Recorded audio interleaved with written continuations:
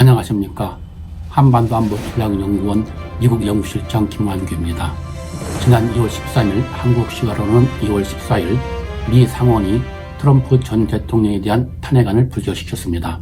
따라서 오늘은 트럼프 탄핵 실패와 트럼피즘이라는 주제로 여러분과 함께하는 시간을 갖도록 하겠습니다.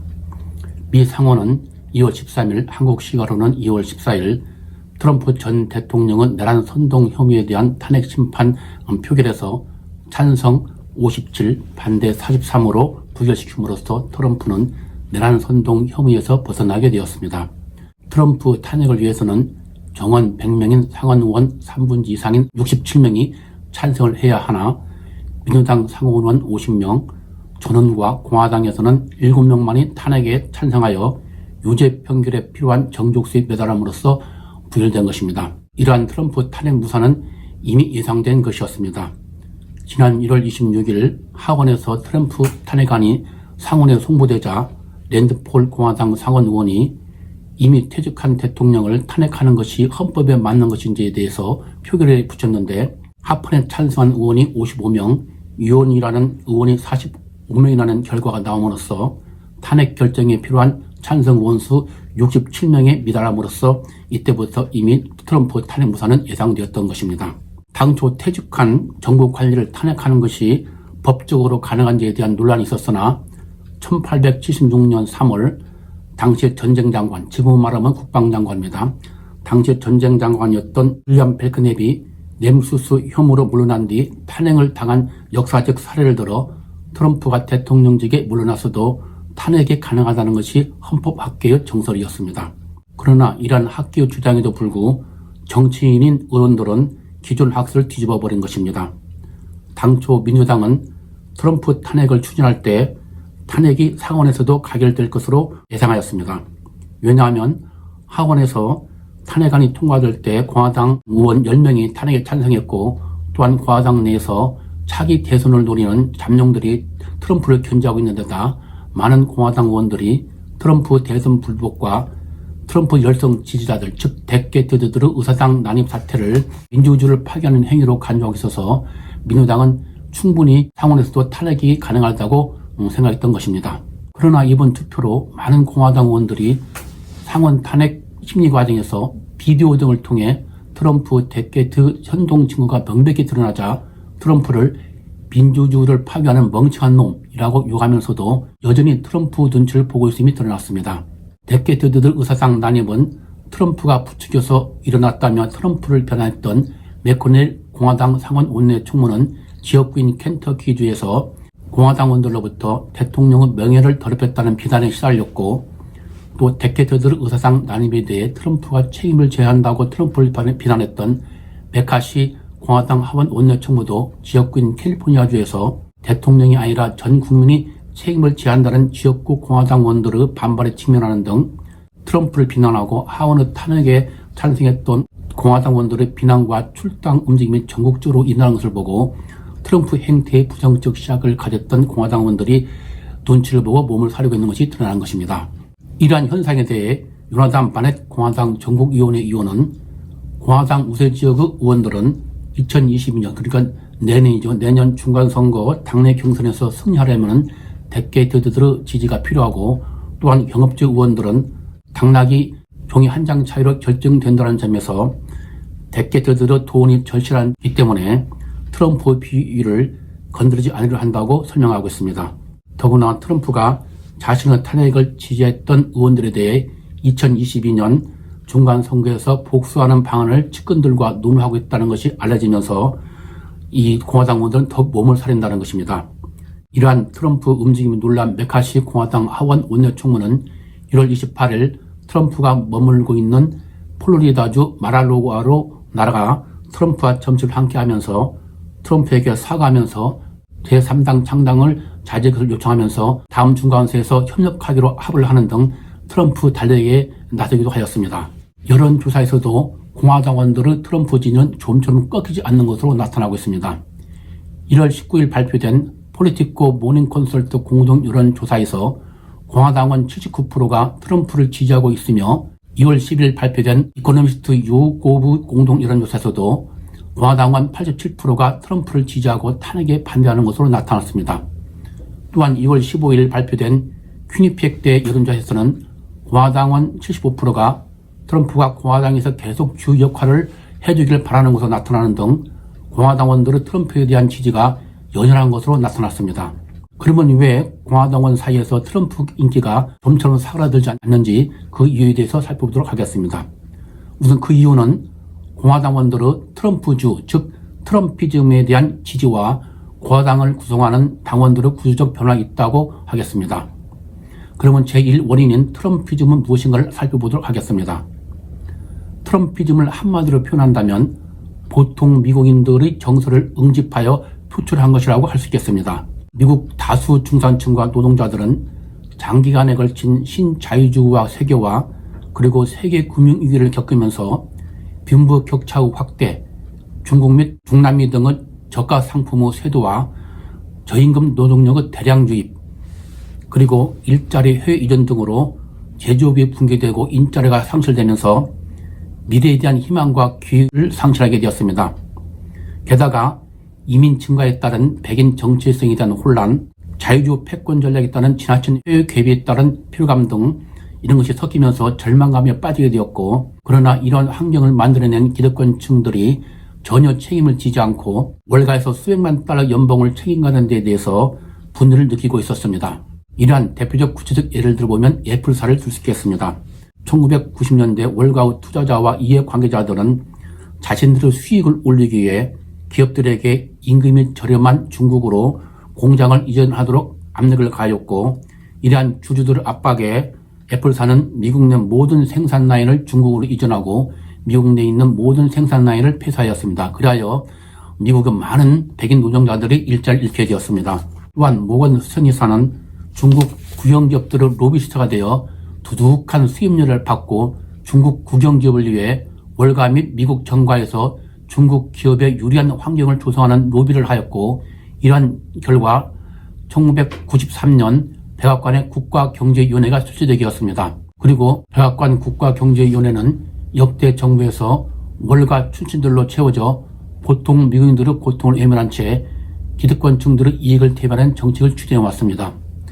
이러한 기득권층의 행태에 보통 미국인들은 실망과 상실감을 넘어 분노하기 시작했던 것입니다. 이러한 고통은 세계 금융위기를 맞아 보수 진영에서는 티파티 운동, 진보 진영에서는 월가를 정복하라 하는 운동으로 나타났으나 이에 대한 근본적인 대응책은 나오지 않아 보통 미국인들의 분노는 쌓여져만 갔습니다. 이러한 사회 저변의 분노를 간파한 트럼프는 2016년 대선 때 자신을 기득권층에 대응하는 침묵하는 다수를 대변하는 대변자로 자처하면서 침묵하는 우리 대 특권과 혜택을 누리는 그들이라는 포퓰리즘의 바탕을 둔 대결 구조를 만들어 보통 미국인들에게 분노를 표출할 대상을 지정해 주었습니다.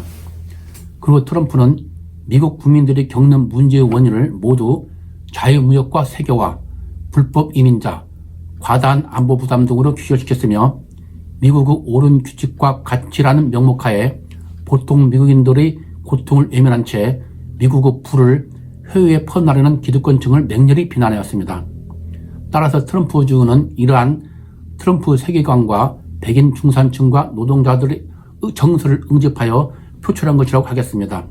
그리고 그것은 현상 유지에 대한 분노, 반자유무역, 반이민, 해외 개입 반대, 경제적 민족주의, 세계화가 아닌 미국화, 대중인기 영합주의 등으로 규정되며 미국 우선주의로 나타났습니다. 이러한 보통 미국인들의 기득권층에 대한 분노 정서는 아직도 남아있어 트럼프가 대선에서 패배했더라도 여전히 트럼프에 대한 지지가 지속되고 있는 것입니다. 그럼 여기서 잠깐 미국의 기득권층에 대해서 살펴보도록 하겠습니다. 미국 정치학자들은 일반적으로 미국의 전통적인 기득권층이 되기 위해서는 3대 요건을 들고 있는데, 그것은 지역적으로 동부 및 서부의 출신, 학벌로는 아이비리그 대학 및 스탠포드나 UC 버클리 등 명문대 출신, 그리고 집안 배경으로는 상원의원이나 주지사, 대사 등을 배출한 명문가 출신 등을 미국의 전통적 기득권층으로 지목하고 있습니다. 이러한 기득권층에 진입하는 것은 매우 어려운데, 구체적 예를 들면 지금 미국의 유명한 명문가로서 재벌이죠. 그 록펠러 가문을 지을 수 있는데, 록펠러가 어렸을 때 집안이 가난하여 대학을 졸업하지 못했습니다. 고등학교만 졸업했는데 나중에 사회에 성공해서 큰 돈을 벌어서도 기득권층으로부터 대학을 못 나왔다고 경쟁이 면치를 받고 냉대를 받았습니다. 그러하여 록펠러는 이에 대한 반발로 아이비 리그를 능가하는 대학을 만들겠다는 일념하에 시카고 대학 설립한 것은 아주 유명한 일화라고 하겠습니다. 또한 영화 대부 갓파더에서 그 후반부에 대부 돈 콜레오네, 말란 브론드가 벽을 맡았죠. 아들 마이클, 알파치노가 벽을 맡았습니다. 그 아버지 돈 콜레오네가 아들 마이클을 앉혀놓고 나는 때가 되면 내가 상원의원 콜레오네, 주지사 콜레오네가 될 것으로 생각했다 라고 말하는 장면, 즉 아들이 자신과는 달리 기득권층에 편입되기를 바라는 아버지의 간절한 마음을 나타내는 이 장면은 미국인들이 기득권층으로의 신분 상승 욕구를 나타내는 명장면이라고 할 수 있겠습니다. 다음은 공화당을 구성하고 있는 인구 변화입니다. 지난 11월 3일 대선에서 패배한 후 공화당 선거대책위원회는 패배 원인을 자체 분석한 결과 트럼프 행태에 대한 고학력 백인들의 불신과 이에 따른 지지 철회 및 코로나19 방역 실패를 대선에서 패배 원인으로 들고 있습니다. 지금 공화당은 정통적인 지지층이었던 교회에 거주하는 대학을 졸업한 고학력 백인들이 트럼프의 행태에 질려 공화당 이탈의 가소가 되고 있습니다. 그러나 그 대신에 대학을 다니지 않은 저학력 백인 노동자들의 지지가 증가하고 있어 공화당은 점점 노동자당이 되어가고 있다고 합니다. 이러한 저학력 백인 노동자들은 자신들의 어려움을 대변해주는 트럼프를 열렬히 지지하고 있어 트럼피즘이 지속되게 만들고 있다는 것입니다. 그러나 문제는 트럼피즘이 부정적 포퓰리즘으로 나아가고 있다는 것입니다.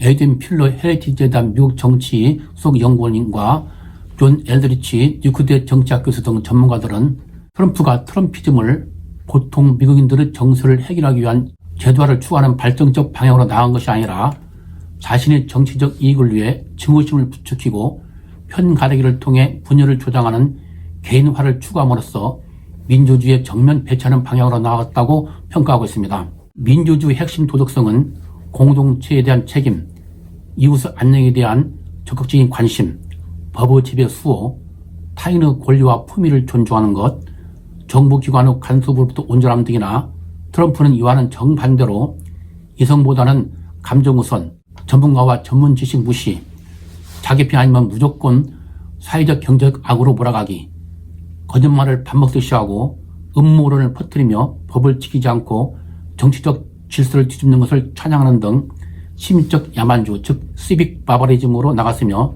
따라서 트럼피즘은 미국의 파시즘이 되어 있다고 전문가들은 평가하고 있습니다.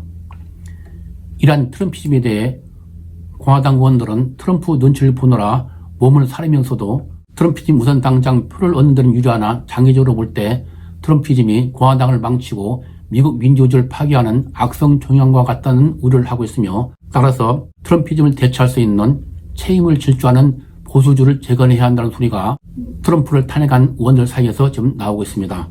이와 함께 과연 트럼피즘 얼마나 오래 갈 것인가에 대해서도 지금 관심이 고조되고 있습니다. 트럼피즘의 수명은 워싱턴 정가가 이단했던 트럼프를 혜성처럼 등장시켰던 보통 미국인들의 정당한 우려를 기득권층, 특히 바이든을 어떻게 치유해 주냐에 따라 달려있다고 하겠습니다. 트럼프 반문명적, 반시민적 행태에 질린 고학력 백인들, 즉 중도층이 트럼프의 등을 돌리고 있다 해도 아직은 백인 노동자들이 기득권층에 대한 분노 정서가 남아있기 때문입니다. 바이든이 향후 4년간 코로나19 대치, 경제 회복, 빈부격차 해소, 기득권층에 대한 신뢰 회복 등에 성공한다면 트럼피즘은 자연히 사라지면서 트럼프와 대개들도 몰락의 길을 걸어갈 것입니다. 그러나 그렇지 못할 경우 트럼피즘은 지속될 것이고 2024년 대선에서 다시 출마하는 트럼프 모습을 보게 될 것입니다. 오늘은 트럼프 탄핵 실패와 이러한 현상을 가져온 트럼피즘에 대해서 여러분에게 설명해 드렸는데 여러분들께서 미국 정치 상황을 이해하는 데 조금이라도 도움이 됐으면 좋겠습니다. 저희 글로벌TV는 앞으로도 많은 사람들의 관심을 끌고 시사성 있는 국제 현안에 대해 심도 깊은 분석으로 여러분을 계속 찾아뵈올 예정이오니 많이 시청해 주시고 구독과 좋아요를 많이 눌러주시기 바랍니다. 시청해주셔서 감사합니다.